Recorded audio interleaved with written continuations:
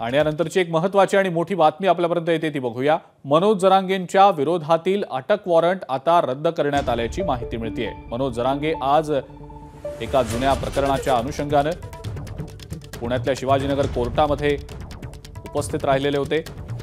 जरांगेंच्या विरोधातलं अटक वॉरंट आता रद्द करण्यात आल्याची माहिती मिळतेय। अपडेट या संदर्भातली आपण जाणून घेणार आहोत। मिकी घई आपले प्रतिनिधी आपल्या सोबत आहेत सध्या। मिकी, काय नेमकी माहिती? अजिंक्य, जर आपण बघितलं तर मनोज जरांगे पाटील हे गेल्या जे तारीख आहे कोर्टासमोर ते हजर झालेले नव्हते, त्यामुळं आज कोर्टाने त्याच्यावर सुद्धा आक्षेप घेतलेलं होतं। परंतु आज या तारखेवर स्वतः मनोज जरांगे पाटील हे अँब्युलन्स मधून पुण्याच्या या शिवाजीनगर कोर्टामध्ये दाखल झाले आणि ते कोर्टासमोर हजर झाले। ते आजारी असल्याचे सगळे कागदपत्र, दवाखान्याने दिलेले पत्र हे कोर्टासमोर ठेवण्यात आलेले आहेत।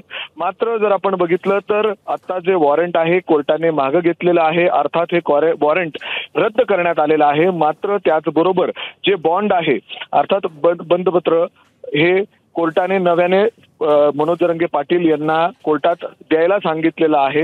याच्याच आधारे त्यांना आता जे अटकपूर्ण वॉरंट होतं, अटकेचं वॉरंट होतं ते रद्द करण्यात आलेलं आहे। मात्र जर आपण बघितलं तर त्याच वेळी कोर्टाने या ठिकाणी ज्या पद्धतीने मनोज जरांगे पाटील हे माध्यमांच्या समोर जातात आणि कोर्टाच्या संबंधात देखील कोर्टावर देखील टिप्पणी करतात, याच्यावर देखील आक्षेप त्या ठिकाणी नोंदवलेला आहे।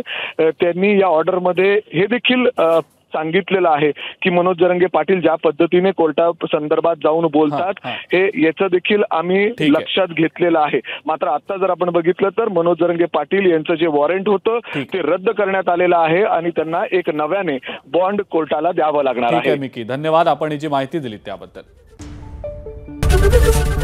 एबीपी माझा, उघडा डोळे बघा नीट।